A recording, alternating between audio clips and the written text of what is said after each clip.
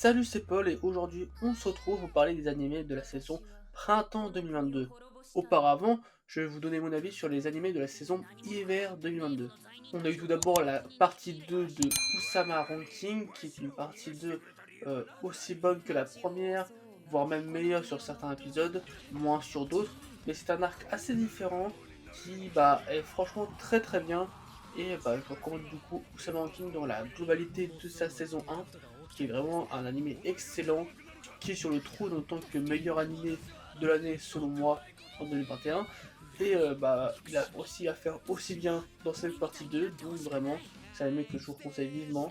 L'animé termine la partie 1 du manga et la partie 2 est en train de se lancer.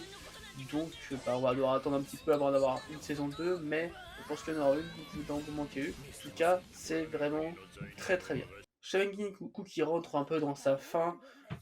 Pour l'instant, j'aime beaucoup Shaman King. J'avais eu pas mal de mal au départ, mais ça commence à s'améliorer de plus en plus. Et là, on rentre dans vraiment les épisodes finaux qui vont du coup s'améliorer sur cette saison de printemps 2022. Et du coup, j'ai juste hâte de voir ce que ça va donner. Platinum M, cours 2, et vraiment, c'est de mieux en mieux. La partie 1 était un petit peu en dessous comparé à la deuxième qui est vraiment excellente, mais elle était quand même assez cool. Mais vraiment, la partie 2 est excellente parce qu'on rentre dans des choses qui se passent qui sont vraiment importantes dans l'histoire et qui en fait, vous fait réfléchir. Au final, Platinum End, c'est pas juste quelque chose d'assez spécial en fait à première vue, c'est vraiment quelque chose de très philosophique sur tout ce qui se passe autour des personnages en fait. Mais vraiment, c'est un côté un peu philosophique que beaucoup de gens n'ont pas vu parce qu'ils ont arrêté avant. Et c'est dommage parce qu'ils s'arrêtent un peu sur leur première vision qui est oh, c'est un anime qui est moins bien que Death Note parce que les personnages sont moins sérieux. Alors qu'au final, ils sont des thèmes encore plus sérieux que dans Death Note. Je peux comprendre qu'on préfère Death Note et moi je pense peut-être préférer Death Note d'un tout petit peu. Mais franchement, Platinum n'a rien à lui envier car vraiment il arrive à être différent de Death Note en étant un peu un anti-Death Note. Et vraiment, c'est un anime excellent. J'ai aussi vu la partie 2 de Shinji no Kyojin Final Saison, qui est donc quasiment la fin de l'histoire. Et clairement, je sais pas ce que ça. Je sais pas quoi en penser. J'ai bien aimé, mais pas tellement en fait. La prod est un petit peu mieux que le cours 1 de ma part, même si elle m'avait pas gêné sur le cours 1. Là, au final, il y a des trucs qui me gênent un peu plus, alors qu'elle est censée être mieux. Mais je sais pas, ça me. Enfin, de toute façon, je suis pas un énorme fan de SNK, mais je trouve des épisodes sympas, d'autres moins. Et c'est à peu près tout. Je bien aimé, mais voilà, sans plus. Par contre, ce que j'ai beaucoup aimé et qui m'a beaucoup surpris, c'est la partie 2 de Vanitas no Carte, qui est vraiment meilleure que la partie 1, parce que tout le cours 2 est bien, alors que dans Vanitas cours 1, la deuxième partie de ce cours était vraiment ennuyante, je trouve. On entre dans un arc qui est donc l'arc Gévaudan, qui est vraiment un arc exceptionnel, vraiment qui nous parle de tellement de choses, qui a une prod incroyable, et un truc qui dure une bonne partie de cette partie 2, mais qui est vraiment très très bien réussi. Et du coup, après, le deuxième arc qui arrive, en fait, il y a une petite transition, comme d'hab, c'est la mais qui est intéressante cette fois-ci et courte en plus. Mais en plus, ça enchaîne sur un nouveau cours qui est aussi intéressant. Donc, franchement, la partie 2 était vraiment un gros succès, je trouve, comparé à la saison 1. Et je suis content d'avoir continué au final parce que j'avais un peu du mal au début. Et finalement, Vanitas, quand j'y repense, c'est juste deux trois épisodes mauvais, on va dire, sur une vingtaine de mois, quoi. Donc, concrètement, je vais regarder la saison 2, s'il y en a une. Également, Sono Bisquedol Wako Iwosu, comme je l'avais dit en pensant que ça allait être l'animé de la saison, ça a été le cas. Et c'était vraiment très très bon. La production de Cloverworks m'a beaucoup surpris en positif, même si j'étais plutôt confiant sur ce coup-là, mais je tiens à préciser que Cloverworks a réussi ses animés de saison, ce qu'il n'avait pas fait il y a un an dernier quand ils avaient trois animés. Du coup, j'ai fait que My Dress Up Darling, mais le premier épisode que j'ai vu de Akebi-chan et des retours que j'ai sur les deux animés qui sont donc Akebi-chan et Tokyo 24 Forward, la prod est réussie, donc bravo Cloverworks. Après, évidemment, je pense que Cosplay Doll c'est peut-être l'animé qui est peut-être le plus mis en avant, mais La production de Cloverworks a tenu cette fois-ci, à voir sur le long terme parce qu'il y a quand même pas mal d'animés qui arrivent, donc à faire gaffe, mais franchement on peut tirer le chapeau à Cloverworks qui a cette fois-ci tenu. C'est vraiment très compliqué pour moi à mon avis avant que ça se lance, donc vraiment, je suis très content, surtout cette production de Cloverworks qui est vraiment sublime, et l'animé en lui-même qui est un slice of life parfait je trouve, qui a deux côtés un peu informatifs avec du coup la fabrication de cosplay. À côté de ça t'as une romance qui est super bien amenée, et t'as des personnages qui arrivent aussi, qui s'entremêlent à cette romance, qui sont aussi très touchants. Donc vraiment, Melody Vanille, je vous le conseille vivement. C'est clairement l'anime de la saison pour moi, je pense, avec du coup Vanitas Noverté. Il y a également Sabikui Bisco, du coup, que je suis un peu entre deux chaises, parce que en fait, j'ai pas mal aimé en fait la direction que prenaient les premiers épisodes, mais j'ai toujours à peu près apprécié la suite, sauf dans les derniers épisodes. Mais par contre, la production, elle descend à partir, on va dire, de la moitié, je trouve, de la saison. Et c'est dommage parce que j'aurais pu être un bon animé, voire un très bon animé, mais au final, ça va être un animé ok. Parce que vraiment, il y a un épisode, y a des choses qui se passent dedans qui sont vraiment pro moches. Et mon début du scénario, je trouve ça tellement bizarre. C'est original, ça on peut pas le nier, parce que vraiment, il y a des décisions qu'ils ont prises qui m'ont surprise. Mais je dirais pas que j'ai apprécié du coup à cause de ces décisions cette fois-ci. Surtout ce qui se passe juste après, en fait, je trouve ça tellement bizarre. J'ai l'impression que l'animé j'ai l'impression que l'histoire a été saccagée, je sais pas. En un épisode, il y a vraiment un épisode, l'épisode 10 qui m'a vraiment sorti du truc pour l'instant. Alors après, il faut réfléchir à l'ensemble, mais voilà. En tout cas, le début est bon et prometteur, et après la suite un peu spéciale. Mais voilà. Il y a également Kuroshai Love of Kill qui est pour moi l'une des déceptions de cette saison, parce que en soi l'histoire est intéressante, on va dire, car on suit un peu en fait Château, qui est en fait une enfant qui a été, on va dire, abandonnée et qui ne se rappelle pas de son passé, et elle va rencontrer tueur en série qui lui a un lien un peu spécial avec son passé, mais on n'en sait pas beaucoup plus. C'est vraiment c'est des bribes d'informations à chaque fois. Il y a limite un passage du passé par épisode, vraiment il force beaucoup sur ça, on sent que c'est important, mais on rentre pas trop dedans, et en plus de ça, la production est pas super. Il y a des passages quand même assez bien, genre il y a des séquences de combat qui sont plutôt réussies, qui en tout cas qui ont de la force, on va dire, dans les coups, quoi. Mais sinon c'est un peu dommage, je trouve, il y a quelque chose qui manque, et ce quelque chose qui manque gâche un peu l'histoire. Et enfin, une autre déception de cette saison pour moi, c'est The Orbital Children, sorti sur Netflix, qui était un truc que j'attendais beaucoup. Après, j'ai vu le trailer, j'attendais moins. Au final, je l'ai vu. En fait, c'est une déception plus personnelle que vraiment l'animé est nul. Parce qu'en fait, ce que j'aime bien, c'est que c'est quand même philosophique dans l'idée, mais ça ne m'a pas parlé. Ça parle de IA, ça parle d'espace, ça parle de beaucoup de choses philosophiques, on va dire, mais la façon dont c'est amené, les thèmes en soi, m'ont pas particulièrement marqué. Après, des fois, je suis quand même marqué par des sujets qui m'intéressent pas de base, par la façon dont c'est fait, et là, ça m'a pas marqué. En plus de ça, les personnages non plus n'ont pas marqué, c'est peut-être aussi pour ça, et l'histoire, pareil, elle est un peu... en fait, on sait pas ce qui va se passer, mais moi, cette sensation de savoir ce qui va se passer, même si ça se passe pas comme ça, c'est un peu spécial, c'est dommage je trouve, parce que la production est plutôt sympa, il n'y a pas de problème en tout cas, et il y a quelques petits passages stylés. C'est un anime que je peux peut-être conseiller à certaines personnes, mais pas à tout le monde, parce que l'ensemble des gens ont moyennement apprécié, mais il y a des gens qui ont beaucoup apprécié, en fait, ça dépend de ce que tu aimes en termes de narration, quoi. Et voilà. Dans les animés que j'ai arrêté cette saison, il y avait donc Rayman's Club, qui est un animé de sport, qui, pour le coup, m'a pas assez marqué pour que je continue. C'était quand même assez intéressant, la production était ok, le fait de mettre du coup un mélange entre sport et travail était aussi intéressant, mais ça m'a pas assez marqué pour continuer. Également Girl Frontline, que j'avais trouvé le début intéressant, mais très vite je me suis ennuyé, donc sans plus. Police Pod, qui avait pour le coup un début assez mauvais, je trouve. La production n'était pas super et c'était assez ennuyant au final. C'est censé être quelque chose de comédie, mais ça m'a pas fait rigoler. Le concept est sympa, mais vraiment sans plus, je vous conseille pas. Après, voilà, c'est un peu de production pas incroyable, c'était pas incroyable. Ça m'a pas intéressé. Il y a également Orient, qui avait quelques idées sympas, une production pas super, mais j'ai arrêté, j'ai jamais repris, donc c'est que ça m'intéressait pas tellement. Il y a également Slow Loop qui était pour le coup assez intéressant, mais pareil, au bout de quelques épisodes, j'en ai un peu marre, mais c'était quand même assez intéressant. Du coup, l'univers de la pêche et aussi, du coup, un peu le background des personnages, un peu comment ils essaient de vivre un peu cette nouvelle vie. Je trouve ça assez intéressant, mais pas assez pour que je continue. Pareil.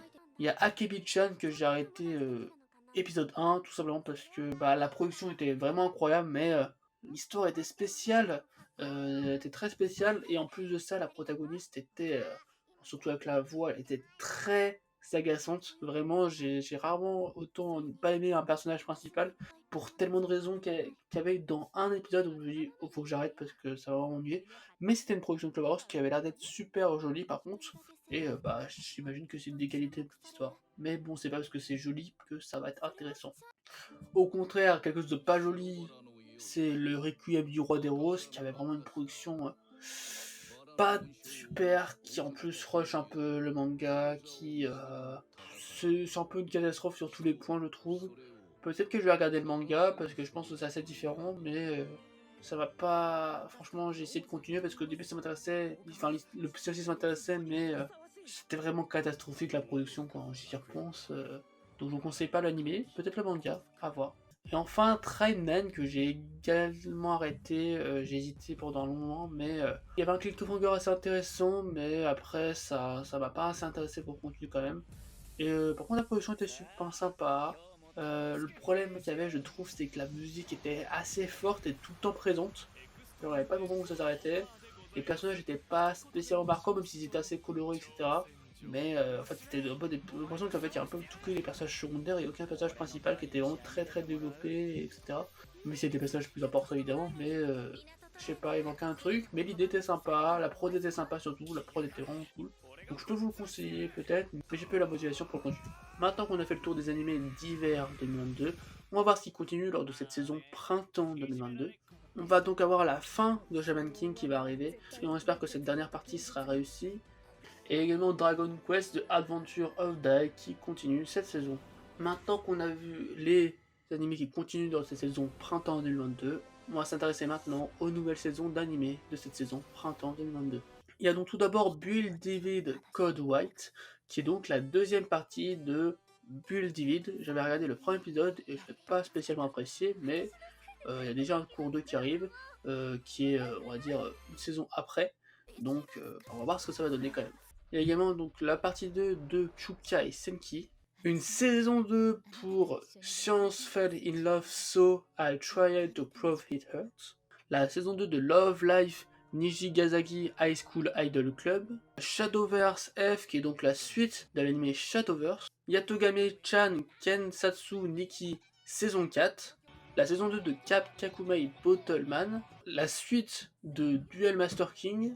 La troisième et dernière saison de Magia Record Mao Shujo Madoka Magica Gaiden. Le cours 2 de Komi-san, que pour le coup je regarde. J'avais pas spécialement apprécié de fou la partie 1, mais je vais quand même regarder la partie 2. On verra ce que ça va donner. La saison 2, très attendue, de The Rising of the Shield Hero. La saison 4 de Date Alive. La saison 3 de Kaguya-sama intitulée Ultra Romantique. Un peu comme Komi, je l'attends, mais je suis pas spécialement fan de fou de Kaguya-sama au final. Donc je l'attends quand même un peu plus que Komi, mais je sais pas, je le sens moyen. Un peu comme Komi, je le sens moyen au niveau de la prod ou du résultat que ça va être. Je pense que ça va pas avoir un engouement aussi fort qu'au départ. Je sais pas pourquoi. Mais en tout cas, c'est quand même une bonne saison qui arrive, je pense. Un peu en plus de ce qui se passe, ça pourrait être très intéressant. Donc à voir. La saison 2 de Tiger Bunny, alors ça c'est assez étonnant parce que ça fait assez longtemps qu'il y a eu la saison 1, mais du coup voilà, la saison 2 de Tiger Bunny est enfin disponible pour les fans. Et la saison 4 de Kingdom. Après avoir vu les nouvelles saisons d'animés, on va s'intéresser aux nouveaux animés de la saison printemps 2022. On a Esteb Live Great Escape qui a l'air d'avoir une production assez spéciale en CGI, donc à mon avis ça va pas être super, mais ça sort. Kaku no Inazuki ou A Couple of Cuckoos, qui est un animé assez attendu de romance, provenant d'un manga du Weekly Shonen Magazine, et fait par l'autrice de Yamada-kun and the Seven Witches, qui a donc été adapté en animé auparavant. Cette fois-ci, on suit Nagi, un élève sérieux, passionné par ses études. Un jour, alors qu'il est en deuxième année, il découvre qu'il a été échangé à l'essence avec une fille. Espérant garder leurs enfants biologiques et adoptifs, leurs parents décident qu'ils vont se marier, mais Nagi est déjà amoureux d'une autre fille. Donc je ne connais pas grand chose d'autre, mais de ce que j'ai vu des trailers, je sens que la production va pas être super. Et ce qui me fait penser aussi ça au vu des visuels, c'est que une romance du magazine qui était donc Kanojo no Kanojo, qui avait un trailer qui était déjà plus intéressant, à une production vraiment pas super, donc vu que ce magazine n'a pas des adaptations super en général, à part quelques exceptions, je pense que Kobra Focus va un peu passer à côté de cette saison, parce que comme vous allez le voir, il y a beaucoup d'animés de romance et de Slice of Life, et je pense qu'il va être le grand perdant de cette saison, surtout au vu de la production qui a pas l'air d'être incroyable. Donc on verra bien ce que ça va donner, mais je vais quand même regarder afin de voir si c'est intéressant ou pas. Un autre truc qui a l'air d'avoir une production plus intéressante, je trouve, c'est Arensan wa Akarenai, que j'attends beaucoup, parce que je trouve le synopsis assez intéressant. On suit donc Reina Aren, qui est une petite étudiante à la voix faible, et qui est assez mauvaise pour évaluer la distance et l'espace personnel. Donc parfois elle a quelques centimètres de votre visage, et d'autres fois beaucoup trop loin. Le seul qui essaie de comprendre ses pitreries est Raidu Matsuboshi, la personne assise à côté d'elle en classe. Il a un visage menaçant, mais en réalité, c'est un gentil garçon avec une imagination parfois débordante. Donc on suit ce duo particulier, alors que leur étrange amitié commence à se développer lorsque Raidu amasse la gomme de Aren. Donc vraiment, je trouve l'idée hyper intéressante, à voir ce que ça va donner en animé, mais je pense que sinon ça va mieux rendre en animé que peut-être le manga, parce que l'histoire de distance, tout ça, ça peut être vraiment très bien adapté, je pense, et au niveau des trailers, ça a l'air d'être super sympa. Et je sais pas, je sens que ça va être vraiment le stade de plus marrant de la saison. Je le sens vraiment bien cet animé, donc j'espère qu'il va fonctionner, parce que je pense qu'il peut le mériter. Il y a également The Executioner and Her Way of Life, qui est une production de JC Staff. Je ne sais pas ce que ça va donner, mais la prod était plutôt intéressante. En animé sport, il y a Fanfare of Adolescence, qui est concentré sur les courses hippiques. Il y a également Love All Play, qui est concentré sur le monde du badminton. Il y a également un animé de golf qui est Birdie Wing Golf Girl Story. Il s'agit d'une histoire de jeunesse centrée sur deux jeunes golfeuses nommées Eve et Aoi Hamawashi. Toutes deux viennent de milieux complètement différents et ont des styles de jeu totalement opposés. Ensemble, elles vont bouleverser le monde du golf. Donc l'idée est intéressante, à voir si par la suite ça s'intéresse un peu plus vraiment aux détails du golf, etc. Si l'histoire est prenante aussi. Un anime assez attendu également dans les animés de sport, c'est Aohashi, produit par Production IG, qui a notamment fait les IQ, et qui est donc un anime sur le foot. On suit le jeune Ashito Aoi, doté d'un tempérament de feu, qui aime le football plus que quiconque. Son rêve, devenir joueur professionnel, mais ses dons ne lui évitent pas une terrible déconvenue lors d'un match de coupe intercollègues. C'est à ce moment précis qu'un mystérieux inconnu l'interpelle et lui propose de prendre son avenir en main. Le destin du garçon qui s'apprête à révolutionner les sommets du football japonais opère alors un tournant décisif. La production a l'air vraiment sympa, c'est un des deux gros animés de foot de cette année de Coupe du Monde avec notamment Blue Lock. Donc à voir ce que ça va donner, mais la production a l'air plutôt sympa, le synopsis aussi, à voir. Un des animés que j'attends le plus de cette saison, c'est Dance Dance Dancer, un animé de Mappa qui a pour genre drame, romance, school life, seinen, slice of life et pour thème danse et école. Alors qu'il assiste au récital de ballet de sa sœur, Junpei, peu passionné par ce qui se passe dans la salle, s'endort. Il est soudainement réveillé quand sa sœur laisse place sur les planches à un jeune homme dont la technique et la grâce l'interpellent. En voyant ce garçon danser sur scène, il a une révélation. Lui aussi, il souhaite s'y mettre. Cependant, la vie ne sera pas attendue avec lui et une tragédie le fera douter de sa motivation. Alors vraiment, la production de cette année donc par Mappa a l'air exceptionnelle et rien que pour ça j'ai envie de voir ce qui va se passer. Mais aussi l'histoire a l'air plutôt sympathique et du coup le thème de la danse me paraît assez intéressant, surtout en animé. Ça provient d'un manga que je voulais lire justement et du coup le fait qu'il soit adapté en animé est d'une assez belle façon je trouve pour l'instant. Me donne envie de voir ce qui va se passer, mais ça peut vraiment devenir peut-être l'animé de cette saison. Il y a également Black Rock Shooter qui a l'air d'avoir une production assez spéciale, je sais pas quoi en penser. À mon avis, c'est un peu comme Girls Frontline, mais en plus en CGI, donc je pense que ça va être super, mais c'est tellement spécial que j'ai envie de tester en fait. Je sais pas pourquoi. Ça va être sûrement une mauvaise idée, mais je vais tester et on verra. Une nouvelle série sur Yu-Gi-Oh! C'est Yu-Gi-Oh! Go Rush. On suit Yumi et Yoamu, qui sont tous les deux à la tête d'un groupe chargé d'éliminer les aliens belliqueux. Un jour, ils croisent la route de Yudias, venu sur Terre car intrigué par le concept des rush duels. Donc, je vais pas suivre, mais à voir ce que ça va donner quand même. Healer Girl, Il s'agit d'une série animée originale de Yasuhiro Iri qui a réalisé Full Metal Alchemist Brotherhood. On suit le monde des Healer Girls, des lycéennes qui soignent les personnes en chantant. Alors la production elle a vraiment cool. À voir si par la suite la scénario est intéressant. Parce qu'il m'intéresse pas spécialement de base, mais je vais tester parce que bah pourquoi pas. Et donc ça pour genre Drame School Life, Stats of Life surnaturel et pour thème école et musique. Et également, le grand mystère de cette saison, c'est Tomodachi Game. On suit Yuichi Katagiri en deuxième année de lycée, dans la même classe de ses amis Makoto Chibe, Shio Sawaragi, Tenji Mikasa et Yutori Kokonogi. Yuichi est un gros travailleur, en effet pour collecter les fonds pour un voyage scolaire, il a accumulé plusieurs petits emplois et ainsi beaucoup participé à la collecte. Mais leur professeur leur annonce que les 20 millions de yens récoltés ont été volés, et sans aucun doute par un élève de la classe. Le soir même, en compagnie des amis, il se fait agresser par un inconnu. Tous les 5 se réveillent dans une pièce fermée où une mascotte, Manabu, leur annonce qu'ils sont endettés et qu'ils vont devoir jouer à plusieurs jeux pour gagner de l'argent. L'heure est venue pour eux d'avouer leurs mensonges, leur amitié y survivra-t-elle? Alors le CO6 ça a l'air super intéressant, le manga est plutôt sympa de ce que j'ai entendu. On dirait un peu un mélange de Squid Game en fait et de Kaiji du coup. Mais voilà. L'anime, je pose quelques questions, c'est The Company Slave Want to be Healed by a Little Ghost Girl. L'histoire suit le quotidien de Fujihara, une femme esclave de son entreprise, et Yurei, un fantôme qui désire l'aider. Alors le trailer me fait hésiter, je sais pas si ça va être un truc full chibi ou pas, parce qu'il y a quand même des passages pas chibi on va dire. Parce que si c'est full chibi, franchement ça va pas m'intéresser, parce que vraiment, le chibi c'est quelque chose que j'aime moins. Après si c'est du chibi, genre une personne chibi et l'autre personnage normal ça va, ce qui semble être à moitié le cas, je sais pas.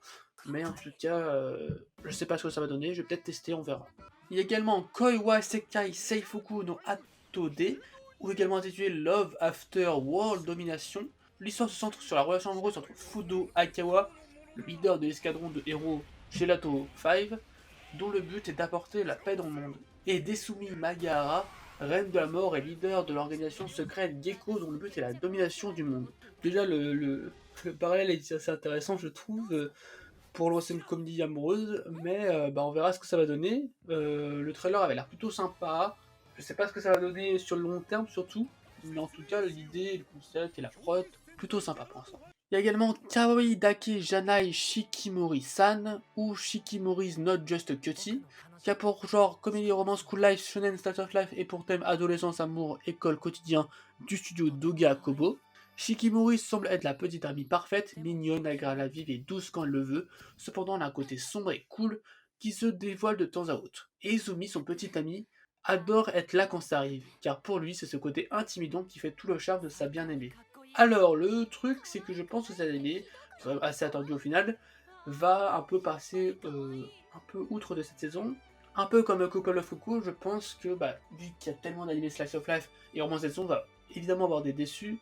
Et je pense que cet anime va pas avoir le succès qu'il devrait avoir sur d'autres saisons, je pense. Mais j'espère qu'il aura quand même du succès, mais ce sera pas possible d'avoir 10 Slice of Life qui auront autant de succès, on va dire. Il y a également In the Heart of Kunoichi Tsubaki, une nouvelle production de Cloverworks. Je sais pas trop ce que ça va donner, mais j'ai peut-être testé. Pareil, je pense que ça va pas super bien marché, mais on verra bien. L'anime que j'attends le plus cette saison, c'est évidemment Spy X Family, qui est une coproduction entre Cloverworks et Wii Studio, qui a pour genre action, aventure, comédie, et pour thème assassinat, espionnage, famille, mensonge et organisation secrète. On suit Twilight, le plus grand espion du monde, qui doit pour sa nouvelle mission créer une famille de toutes pièces afin de pouvoir s'introduire dans la plus prestigieuse école de l'aristocratie.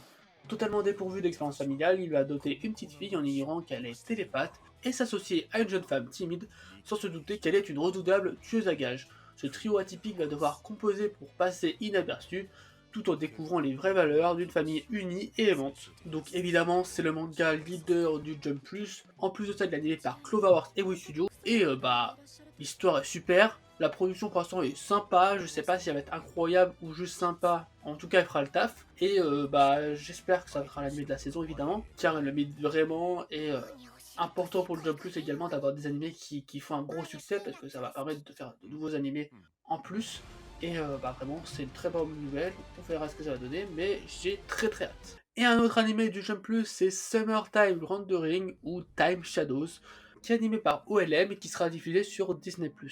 Alors la production a l'air vraiment magnifique, et du coup c'est pareil, c'est un anime qui du Jump Plus, donc on espère que ça va fonctionner. Personnellement moi j'ai testé le manga, mais ça m'a pas spécialement intrigué non plus à ce point-là pour continuer, et puis vu que l'anime a été annoncé peu après, je me suis dit autant attendre l'anime, et on verra bien si la production sera aussi bonne, et surtout l'histoire sera aussi intéressante que je l'espère. Après avoir vu les animés de cette saison printemps 2022, on va s'intéresser aux films, aux OAV, ONA, OAD, spin-off, court-métrage, projets animés et projets transmédia de cette saison. Il y a donc un OAV pour Nonon Biori, qui sera donc le 13e épisode de la saison 3. Quelque chose que j'attends beaucoup, c'est également Therma Romae Novae, qui a pour genre comédie historique, romance, slice of life et surnaturel, et pour thème autre monde politique et voyage temporel.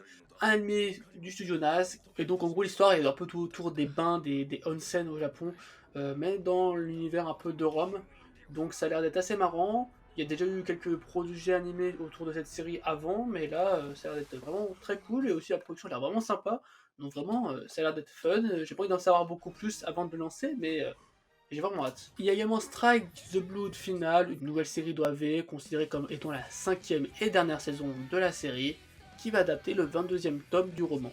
Il y a également Detective Conan Zero Steel Time, un spin-off qui relate la vie de Rei Furuya, également connu sous le nom de Toru, Amuru et Bourbon. Chaque chapitre du manga met en scène l'un de ces trois visages, le détective et privé et serveur du Café Floro, l'agent de l'organisation des hommes en noir et l'officier du NPA. Alors vraiment, Detective Conan, c'est vraiment un anime qui a une très grande aura, et c'est pour ça qu'il y a plein de projets spin-off à côté, et c'est animé un peu tout le temps. Comme la série Gundam, qui a un nouveau spin-off nommé Mobile Suit Gundam Teketsu no Orphans Horror Hunt. Et cette fois-ci, le personnage central de cette histoire est Wistario Afam, un orphelin ayant grandi dans une colonie située en orbite de Vénus. Et en parlant de Gundam, il y a également Mobile Suit Gundam Kukuru's Dwan's Iceland, qui est un nouveau film d'animation basé sur les éléments de l'ère UC. Il y a un spin-off, mais également un film sur Detective Conan, le film 25, Halloween no Hanayome, la fiancée de Shibuya. Peut-être le film que j'attends le plus cette saison est sur Hot Taxi, Eiga Hot Taxi in the Woods, qui en fait a une finalisation compilant la série et complétant la fin de l'histoire. Donc c'est vraiment cette partie-là qui m'intéresse le plus, parce que Hot Taxi c'est un des animés que j'ai le plus préféré de 2021, et j'ai envie de savoir ce qui se passe un peu en plus. Je sais pas si ce sera vraiment beaucoup ou pas, mais j'ai juste hâte de savoir, et j'espère que ça sortira en France. Il y a également le 30e film de la série culte au Japon, Crayon Shin-san. En parlant d'œuvre culte, il y a également le nouveau film Dragon Ball Super Super Héros, qui est assez attendu, qui a fait un peu le retour de Gohan également. Donc on verra ce que ça va donner. Il y a également Gekijuban Freeze Final Stroke Partie 2. Il y a également de nouveaux OAV sur Moriarty the Patriot. Un nouveau film de Wii Studio, c'est Bubble, ça a l'air vraiment magnifique. Après le scénario, je sais pas s'il va m'intéresser ou pas, mais peut-être que je testerai, à voir. Il y a également le film The Quintessential Quintuplets, qui est donc la suite de l'anime Gotobun, et qui va un peu finir l'histoire. Voilà donc pour cette liste des animés de cette saison printemps 2022. Il y a beaucoup de choses que je vais regarder, ou en tout cas tester. J'espère que de votre côté vous aurez trouvé un ou plusieurs animés à regarder cette saison, et j'espère qu'ils vous plairont. Voilà, j'espère que cette vidéo vous a plu. Si c'est le cas, n'hésitez pas à liker, commenter, partager. Je vous invite également à me suivre sur les différents réseaux sociaux, le lien est dans la description. Sur ce, je vous souhaite une bonne journée, une bonne soirée. C'était Paul, salut!